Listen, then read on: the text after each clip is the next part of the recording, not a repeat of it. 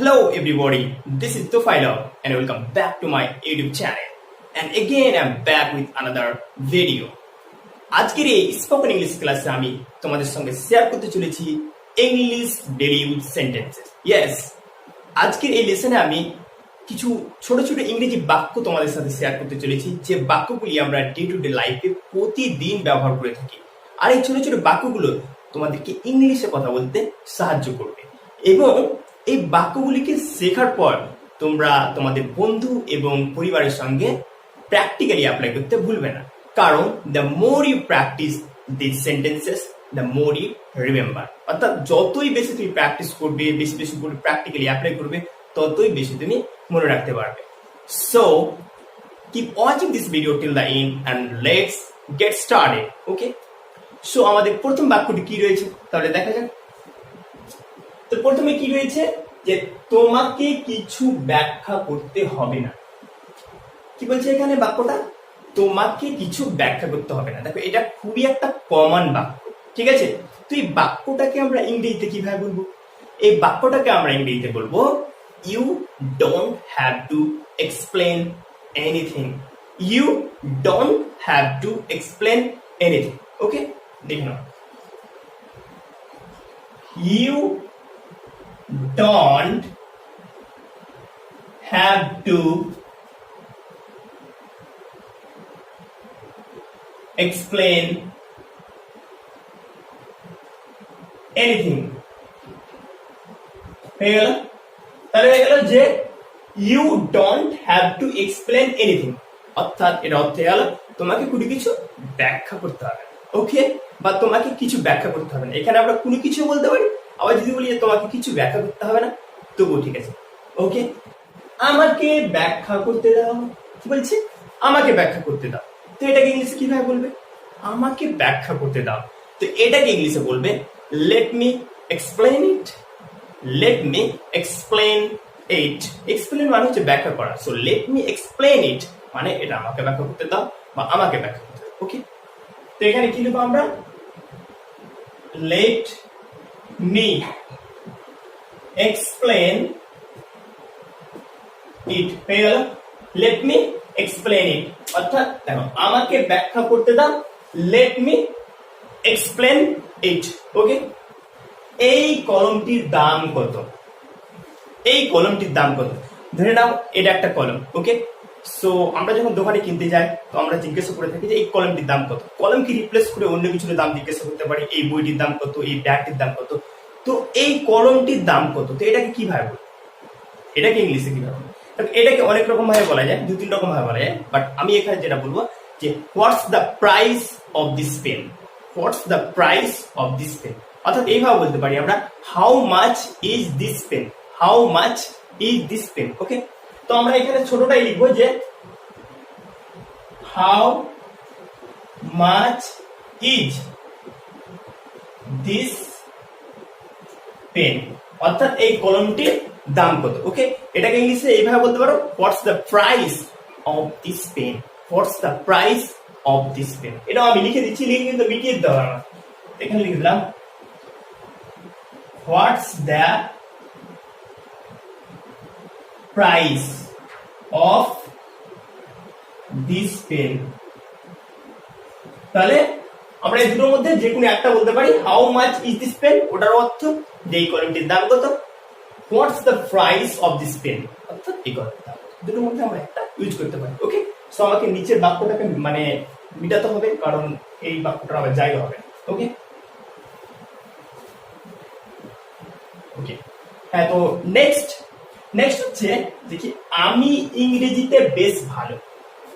খুবই কমন একটা বাক্য, আমি ইংরেজিতে বেশ ভালো। কারণ আমরা জানি কি অনেকগুলো ছাত্র কি হয়, যে কেউ জিওগ্রাফিতে ভালো হয়, কেউ ম্যাথে ভালো হয়, কেউ আবার ইতিহাসে ভালো হয়। সো একই রকম ভাবে এখানে আছে যে কি আমি ইংরেজিতে বেশ ভালো। কি আছে? আমি ইংরেজিতে বেশ ভালো। তো এটাকে ইংলিশে কিভাবে বলবে? আমি ইংরেজিতে বেশ ভালো। তো এটা ইংলিশে বলবে I am pretty good at English. কি বলবে? I am pretty good at English. এটা হচ্ছে আমি ইংলিশে বেশ ভালো। ওকে, সো এই হলো I am pretty good at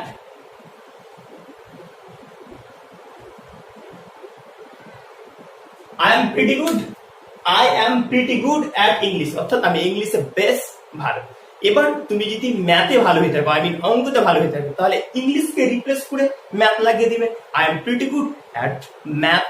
তুমি যদি এবার বাংলাতে ভালো হয়ে থাকো, তো ইংলিশকে রিপ্লেস করে বেঙ্গলি লাগিয়ে দিবে। I am pretty good at Bengali. Okay, so এবার পরের বাক্যটা দেখা যাচ্ছে। পরে কি রয়েছে? আমি ক্রিকেট খেলতে ভালোবাসি। কি বলছে? আমি ক্রিকেট খেলতে ভালোবাসি। এটা খুবই একটা কমন বাক্য, আমরা প্রতিদিন ব্যবহার করে থাকি। তো আমি ক্রিকেট খেলতে ভালোবাসি, তো এটা কি ভাবো? I love playing cricket. কি বলবো? আই লাভ প্লেইং ক্রিকেট, অর্থাৎ আমি ক্রিকেট খেলতে ভালোবাসি। ওকে, তো দেখে না, আই লাভ প্লেইং ক্রিকেট পেয়ে গেল। তাহলে I love playing cricket, I love playing cricket, অর্থাৎ আমি ক্রিকেট খেলতে ভালোবাসি, আমি ক্রিকেট খেলতে ভালোবাসি। ঠিক আছে, এবার ধরে না, যদি তুমি ফুটবল খেলতে ভালোবাসো, তো তুমি কিভাবে বলবে? অত চাপ নিতে হবে না, ক্রিকেটকে রিপ্লেস করে ফুটবল লাগিয়ে দিবে, অর্থাৎ ক্রিকেটটাকে উঠিয়ে কি লাগিয়ে দিবে? ফুটবল। তাহলে কি বলবে? আই লাভ প্লেইং ফুটবল, আমি ফুটবল খেলতে ভালোবাসি। এবার ধরে নাও যে তুমি কাবাডি খেলতে ভালোবাসো, একই কথা, আই লাভ প্লেইং কাবাডি। ওকে, মানে তুমি যেটা খেলা খেলতে বেশি পছন্দ করো, ভালোবাসো, সেই খেলাটার নামটা লাগিয়ে দিবে ক্রিকেটকে রিপ্লেস করে, তাহলে সেন্টেন্সটা কারেক্ট হবে। ওকে, সো হয়ে গেল এখানে যে আমি ক্রিকেট খেলতে ভালোবাসি, আই লাভ প্লেইং ক্রিকেট। ওকে, তো এবার আমরা নেক্সট বাক্যটাকে দেখি কি আছে। এটা তোমাকে পাগল করে দিবে, এটা তোমাকে পাগল করে দিবে। ওকে, কোন একটা সারপ্রাইজিং জিনিস হতে পারে, দিয়ে আমরা বলি এরকম যে এটা তোমাকে পাগল করে দিয়ে একদম। তুই বাক্যটাকে ইংলিশ কিভাবে বলবি? এটাকে ইংরেজিতে বলবে it will make you crazy. It will make you crazy, মানে এটা তোমাকে পাগল করে দিবে। ওকে, তো দেখে নাও কি হবে তাহলে। It will make you crazy. Okay, হয়ে গেল। It will make you crazy, অর্থাৎ এটা তোমাকে পাগল করে দিবে। ওকে, সো নেক্সট কি হচ্ছে? সে শুধু কান্না করার ভান করছে, সে শুধু কান্না করার ভান করছে, সে শুধু কান্না, এখানে আমি করাটা দেব, সে শুধু কান্না করার ভান করছে। দেখো, ভান করছে, অনেকেই ভান করে না, যে কান্না তো করে না, বাট কান্না করার ভান করে। এই যে ভান করা, তো ভান করাটাকে আমরা ইংলিশে বলবো প্রিটেন্ড। কি বলবো? প্রিটেন্ড। প্রিটেন্ড মানে হচ্ছে ভান করা। তো এখানে বলছে যে সে শুধু কান্না করার ভান করছে, সে শুধু কান্না করার ভান করছে, তো এটাকে ইংলিশে বলবো she just pretending of crime. She just pretending of crime. দেখে নাও, she is just pretending of crying. Crying মানে কি বলতো? কান্না করা। তাহলে দেখো, she just pretending of crying, she is just pretending of crying, অর্থাৎ সে কান্না করা শুধু ভান করছে। ঠিক আছে, এবার পরের বাক্যটাকে দেখিনি। এটা কি তোমার? এটা কি তোমার? কমন একটা সেন্টেন্স, ইংলিশে কিভাবে বলবে? Is it yours? Is it yours? Okay, মানে এটা কি তোমার? দেখে নাও, is it yours interrogative marks দেখে নাও। তাহলে ইজ ইট yours, অর্থাৎ এটা কি তোমার? ঠিক আছে, নেক্সট বাক্যটা দেখিনি। আমি তোমাকে চিনি না, অর্থাৎ আমি তোমাকে চিনি না বা আমি তোমাকে জানি না, তো এটা কি কিভাবে বলবে? কমন একটা সেন্টেন্স, আমি তোমাকে চিনি না, আমি তোমাকে জানি না, এটাকে ইংলিশে বলবে I don't know you. I don't know you. Okay,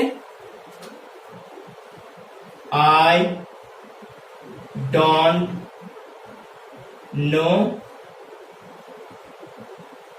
I don't know either, I don't know you, অর্থাৎ আমি তোমাকে চিনি না বা আমি তোমাকে জানি না। ওকে, সেবার পরের বাক্যটাকে দেখে না, আমার সাথে ঝামেলা করবে না।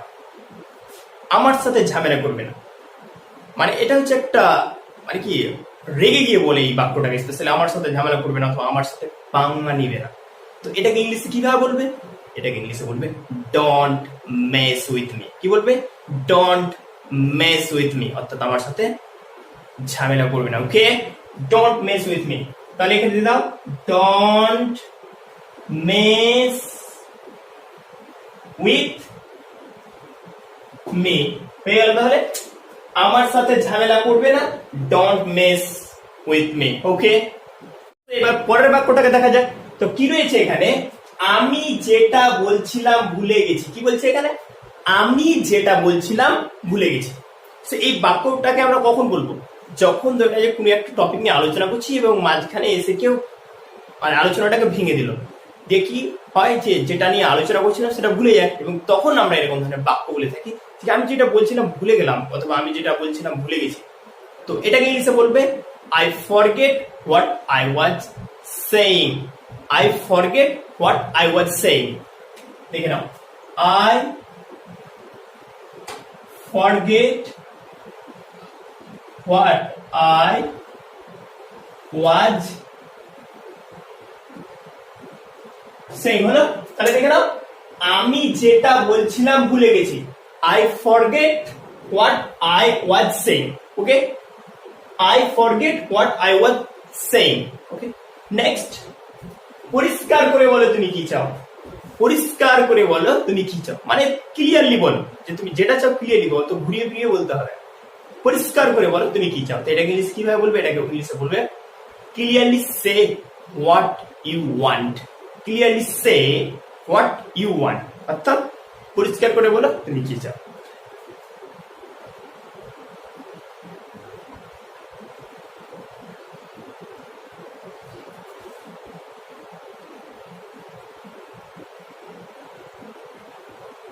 দেখে নাও কি বলছে, clearly say what you want, অর্থাৎ এটা অর্থ হয়ে গেল যে পরিষ্কার করে বলো তুমি কি চাও। ওকে, দ্য নেক্সট ওয়ান ইজ আমাকে বিচার করা তুমি কে। আমাকে বিচার করা তুমি কে। ওকে, মানে আমাকে জাজ করা তুমি কে। তো এটাকে ইংলিশে কিভাবে বলবে? এটা খুব একটা কমন বাক্য, কিন্তু যখনই কেউ কাউকে জাজ করে ওর ডিফেক্ট বের করে তখন কিন্তু এরকম রেগে গিয়ে বলে থাকে যে কি আমাকে বিচার করা তুমি কে। ঠিক আছে, তো এটা ইংলিশে বলবে হু আর ইউ টু জাজ me. Who are you to জাজ মি। কি বললাম? হু আর ইউ টু জাজ মি। দেখো, জাজ মানে হচ্ছে বিচার করা। ঠিক আছে, তো হু আর ইউ টু জাজ মি, অর্থাৎ আমাকে বিচার করার, আমাকে যাচাই করার তুমি। ঠিক আছে, সো নেক্সট বাক্যটাকে দেখি, তুমি কি বিষয়ে কথা বলছো। তুমি কি বিষয়ে কথা বলছো? তুমি কি বিষয়ে কথা বলছো? তো এটাকে ইংলিশ কিভাবে বলবে? এটাকে বলবে what are you talking about. What are you talking about, অর্থাৎ তুমি কি বিষয়ে কথা বলছো? What are you talking about. What are you talking about? হয়ে গেল। তাহলে দেখো, what are you talking about, অর্থাৎ এটা অর্থ হলো তুমি কি বিষয়ে কথা বলছো। ওকে, আমাকে ভুল বুঝবে না। আমাকে ভুল বুঝবে না। ঠিক আছে, আমাকে ভুল বুঝে না, অথবা আমাকে ভুল বুঝবে না।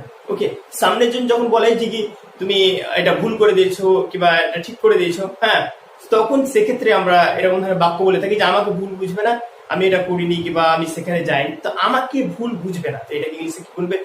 ডোন্ট গেট মি রং। কি বলবে? Don't get me wrong. Don't get me রং। দেখে নাও, ডোন্ট গেট মি রং, অর্থাৎ এটা অর্থ হয়ে গেল যে আমাকে ভুল বুঝবে না। ডোন্ট গেট মি রং, আমাকে ভুল বুঝবে না। ওকে, তারপরের বাক্যটা হলো তোমার কি হয়েছে। তোমার কি হয়েছে, কমান একটা প্রশ্ন, একদম তোমার কি হয়েছে, কমান একটা বাক্য। প্রতিদিন আমরা ব্যবহার করে থাকি এরকম বাক্য, তোমার কি হয়েছে। তো এটাকে ইংলিশে কি বলবে? What's wrong with you. What's wrong with you, তোমার কি হয়েছে? What's wrong with you. ঠিক আছে, এটাকে বলবে তাহলে কি ইংলিশে কি বলবে? What's wrong with you, what's wrong with you. তাহলে কি বলবে? হোয়াটস রং উইথ ইউ, অর্থাৎ এটা অর্থ হয়ে গেল যে তোমার কি হয়েছে। ঠিক আছে, বিহার। এবার আমরা পরের বাক্যটাকে দেখিনি। পরে কি রয়েছে?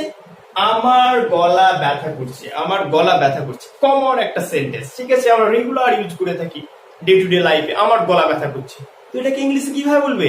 এটাকে ইংরেজিতে বলবে I have a sore throat, I have a sore throat, অর্থাৎ আমার গলা ব্যথা করছে। ঠিক আছে,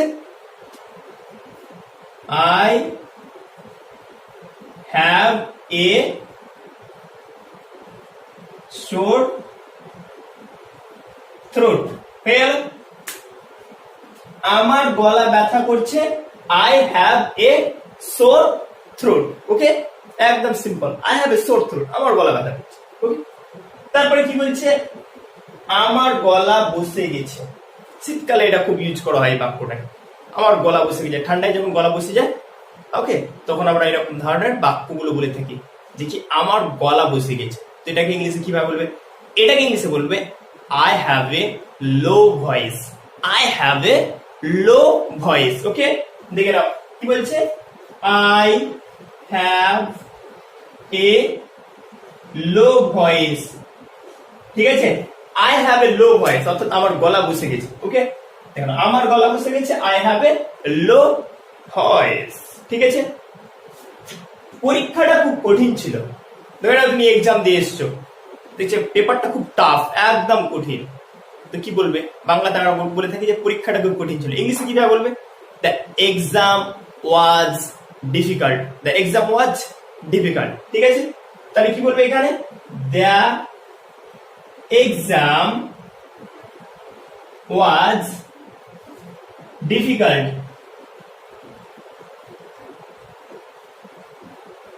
the exam was difficult, the exam was difficult, অর্থাৎ পরীক্ষাটা খুব কঠিন ছিল। ঠিক আছে, ওকে, তারপরে কি বলছে দেখো,